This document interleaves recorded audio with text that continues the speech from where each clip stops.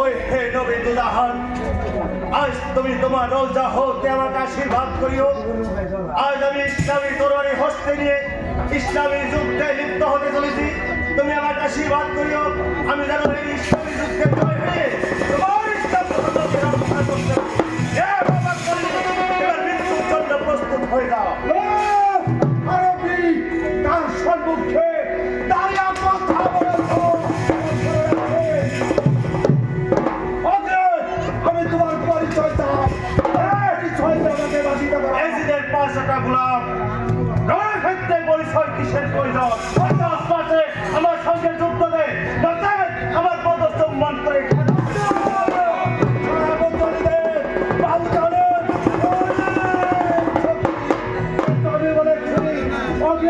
পরিচয় না পাওয়া পর্যন্ত আমি তোর সঙ্গে কথা দিলাম, একটি কথাও বলবো না, তরবারিও ধরবো না।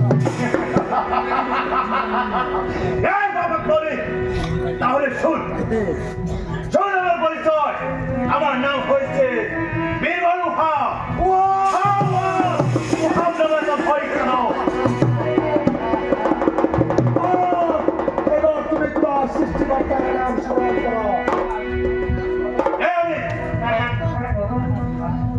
আমরা হয়েছি খানদানি মুসলমান।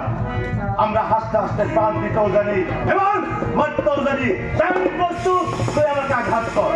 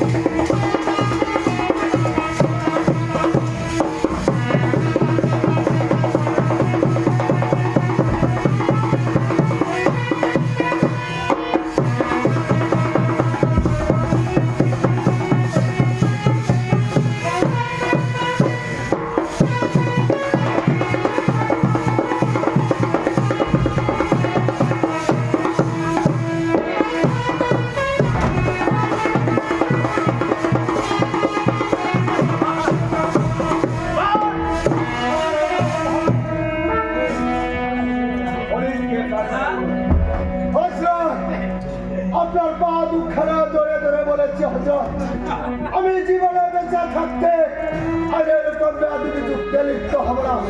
তাই আজকে আমাকে ক্ষমা করুন হযরত।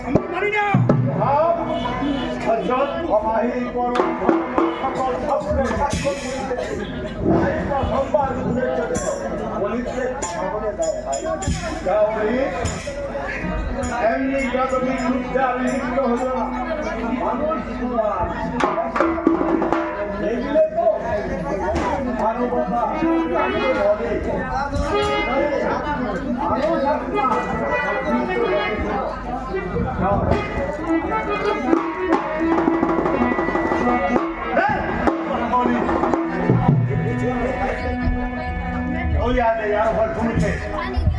বলে কাজ করেছিস মনে হয়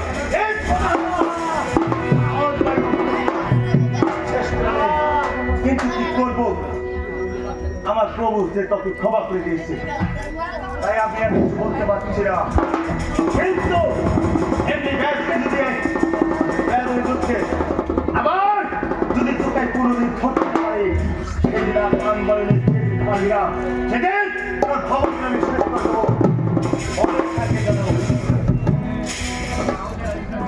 স্মরণ রাখিও আজকের কথা।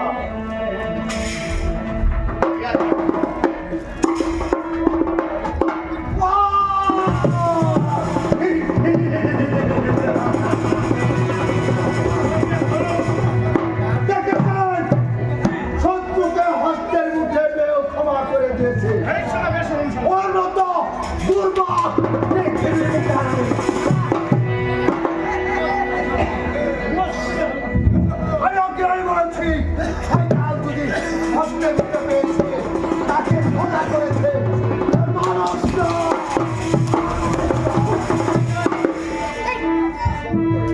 হ্যাঁ, আমিও মদিনার মুখে প্রতিজ্ঞা করিলাম যেদিন আমার টকা আমি এই মদিনার মুখে ধরতে পারবো সেনাবদলীদের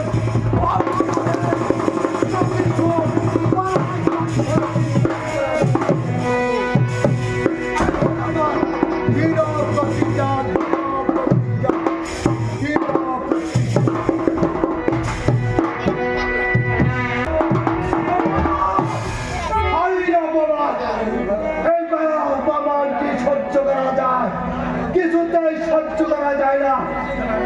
এই মুহূর্তে অন্তপুরে যে খেলা পত্র লেখে পাঠাইব জিদ দরবারে, দেখি জিদ দরবার হতে বুদ্ধিমন্ত্রী বাবার পত্রের উত্তর জানাতে বাধিত করবে না। তারপর কোথাকার দল কোথায় গড়ায়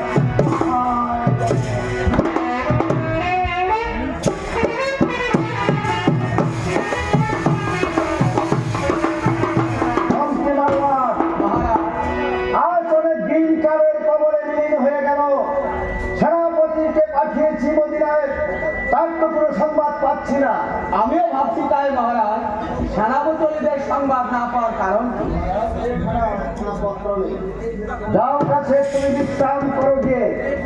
মন্ত্রী মারওয়ান মহারাজ পত্র দিয়েছে সেনাপতি, পত্রখানা পাঠ করে দেখুন পত্রে কি লিখেছে। পত্র লিখেছে মহারাজ মদিনা শিবির হইতে সেনাপতি। পত্রে লিখেছে মহারাজ প্রথম দিনের যুদ্ধে আমাদের অনেক সৈন্যের ক্ষতি হয়েছে, দ্বিতীয় দিনের যুদ্ধে আমি নিজেই পরাস্ত হয়েছি। এই হয়েছে আলিবার আমার যুদ্ধ, এই যুদ্ধে জয়লাভ করা সম্ভব। আমি মহারাজ আমি মদিনার বাদশাহ এবং আমার পদধরে ক্ষমাতে প্রাণ বাঁচিয়েছি। উপায় নেই, ইতি সেনাপতি মদিনার শিবির। মন্ত্রী মারওয়ান মহারাজ সেনাপতি সেই ভিক্ষুক পুত্র হাসানের পদধরে ক্ষমা চেয়েছে। না, আমি অপমানের কিছুতেই সহ্য করিব না। মন্ত্রী মারওয়ান মহারাজ তুমি হইতে আমার দক্ষিণ হস্ত, তুমি আমার বাহুবল, তুমি যুক্তি দাও কি যুক্তিতে আমার হাসান উঠে চির কেটে দামেস্কে আনিতে পারিব। আমার ভাবতে হবে মহারাজ ভেবে দেখুন।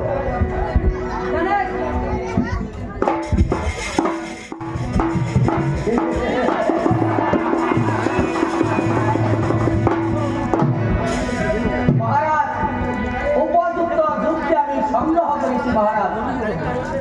মন্ত্রী মারওয়ান মহারাজ কি যুক্তি সংগ্রহ করেছ মহারাজ খুলে বলো। আমি সেনাপতি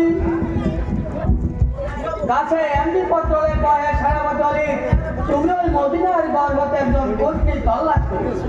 প্রথমে 10,000 স্বর্ণমুদ্রা দিয়ে বশীভূত করাইয়ে আমাদের ছিল শত্রু এমাম হাসানকে হেরাত সোনাবিশের দ্বারায় প্রাণ বিনাশ করা হয়। বাবা মন্ত্রী মারওয়ান মহারাজ আপনাকে আমি ধন্যবাদ না দিয়ে থাকতে পারছি না। মন্ত্রী মারওয়ান মহারাজ তাহলে আর বিলম্ব না করে এই মুহূর্তে 5 লক্ষ ছত্রপতিরা পরিবেশ প্রেরণ করা হোক। মহারাজের জয় হোক। চলুন মহারাজ অন্তবলীদের পত্র লিখে উপযুক্ত কাছের দ্বারায় মদিনায় প্রেরণ করে। তবেই চলুন মন্ত্রী মারওয়ান। মহারাজের জয় রাম, মহারাজের জয় হোক। জয় রাম, এমাম হাসান কত ছলনা করে মহারাজ তিনি জয়লভকে দেখা করতে হয়, কত না ছলনা করে তিনি জয়লভকে দেখা করে বারাসায় পয়গাম দিয়েছিল। তুমি এজিদের পয়গাম অপেক্ষা করে বিবি জয়নবকে দেখা করেছ। এবার এই মালালির বুদ্ধি কৌশলে তোমাকে জোহার দ্বারায় প্রাণ বিনাশ করে দেব। এ হলো মন্ত্রী মালালের প্রতিজ্ঞা।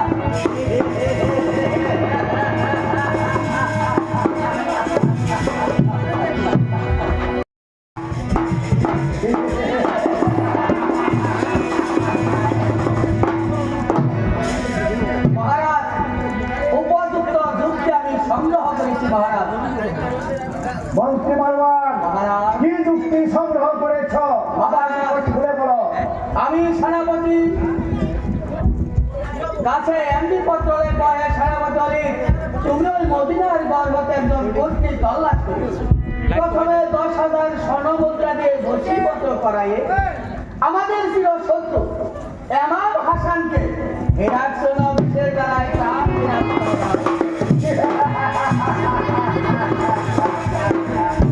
বাবা মন্ত্রী মারওয়ান, আপনাকে আমি ধন্যবাদ না দিয়ে থাকতে পারছি না। মন্ত্রী মারওয়ান, মহারাজ। তাহলে আর বিলম্ব না করে এই মুহূর্তে 5 লক্ষ ছত্রমুদ্রা সহায়তা মন্ত্রীকে পরিবেশ করতে প্রেরণ করা হোক। মহারাজের জয় হোক। চলুন মহারাজ অন্তবর্গে পত্র লিখে উপযুক্ত কাছের দ্বারায় মদিনায় প্রেরণ করে তবেই চলুন মন্ত্রী মারওয়ান। মহারাজের জয় রাম, মহারাজের জয় হোক। জয় রাম, জয় রাম। এমাম হাসান কত ছলনা করে মহারাজ তিনি জয়লভকে দেখা করবে বলে কত না ছলনা করে তিনি জয়লভকে দেখা করে বারাসায় পয়গাম দিয়েছিল তুমি এজিদের পয়গাম অবজ্ঞা করে বিবি জয়নবকে দেখা করেছ এবার এই মালারির বুদ্ধি কৌশলে তোমাকে জোহার দ্বারায় প্রাণ বিনাশ করে দেব এ হলো মন্ত্রী মালারের প্রতিজ্ঞা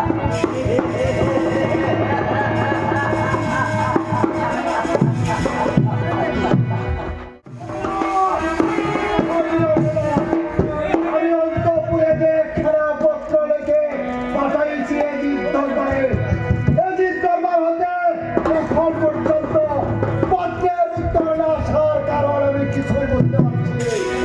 তবে তাহলে মন্ত্রী মারওয়ান আমার কথা বলে দিয়েছে। যাও সব তুমি বিশ্রামে চলে যাও।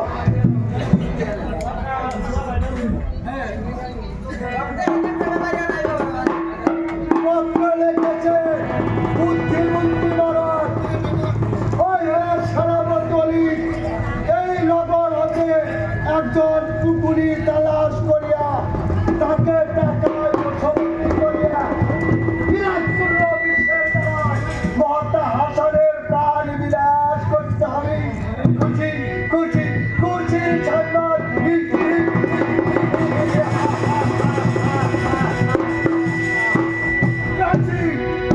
উপযুক্ত বুদ্ধি। ওই তো ওই তো আসল নগর দেখা যাচ্ছে। নিশ্চয় ওই নগরে আমি নিশ্চয় একজন মানুষ খুঁজে বের করতে পারবো। তারপর আমি তাকে যে কোনো পর্যায়ে হোক সে দ্বারা তার প্রাণ দিলাম।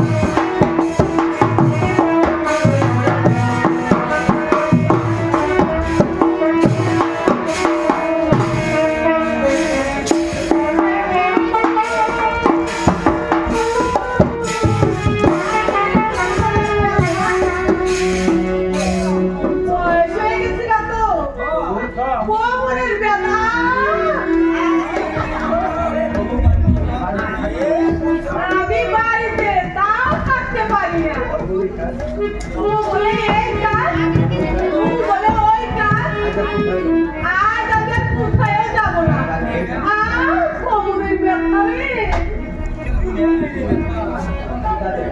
একটু পান খেয়ে নই ওই তো শিবির দেখা যাচ্ছে। ওইটাইতে নিশ্চয় ওইটাই মাইমনা ছেড়ে হবে।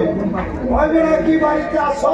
এই যে কইলাম বলে ভুল হয়ে গেছি গে আমার আর কারো বাড়িতে যেতে ইচ্ছা হয় না ওই বেলা কি বাড়িতে আসো মাইমনা?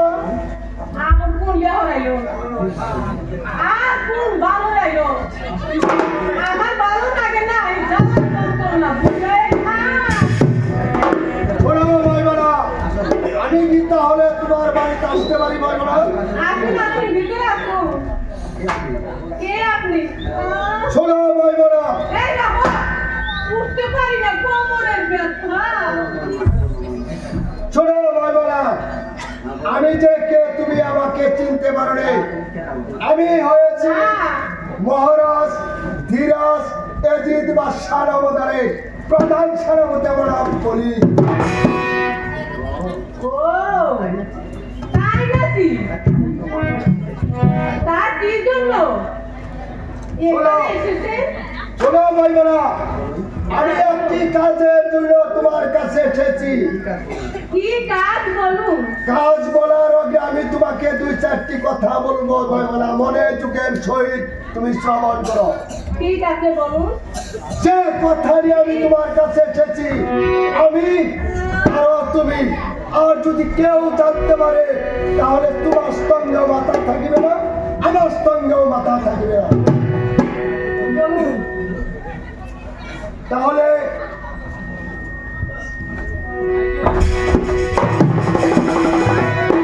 শোনো ভাইবোনা, বলুন।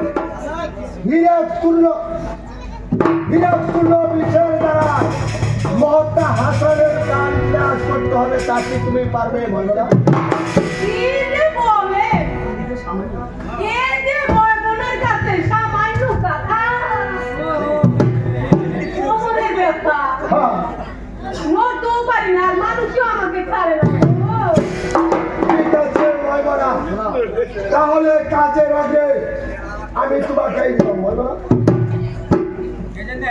তোমাকে 500 টাকা আমি কেউ তোমাকে দেখতে বলছি। পারবে না। কিন্তু কাজের শেষে মহারাজের দরবারে তুমি যখন যা যাবে তাই তোমার জন্য ধন ভান্ডার সব কিছু মুক্ত থাকিবে। বলুন, এই সামান্য কাজের জন্য এত ব্যস্ত হচ্ছেন কেন? এই বয়বনা কি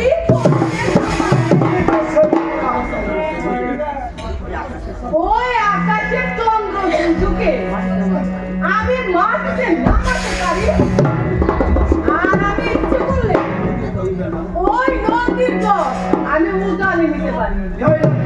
হ্যাঁ, কত বুদ্ধি যদি তোমার তাহলে কোমরের ব্যথা।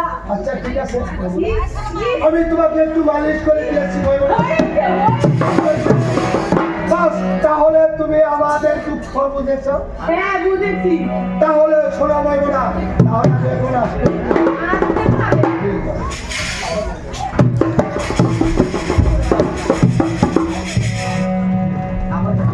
আবার কেন এসেছে? শোনা ভাইবোনা, ইস, যাওয়ার আগে আরো একটি কথা আমি তোমাকে জিজ্ঞাসা করি।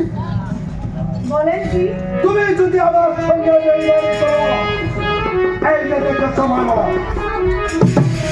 আমি মুখ পেতে সহ্য করে নেব, কিন্তু এই যে দেখেছ আমার হস্তে তীক্ষ্ণ তরবারি, এই তরবারিতে সেদিন আমি তোমার মুখ মাঝে ইয়াদ রাখিও, স্মরণ যেন থাকে ভাইবোনা, স্মরণ যেন থাকে। আমি একেবারে পাগল হয়ে গেলাম। বেটা, এই তো আমি হাসান দরবারে আমি চলে যাব।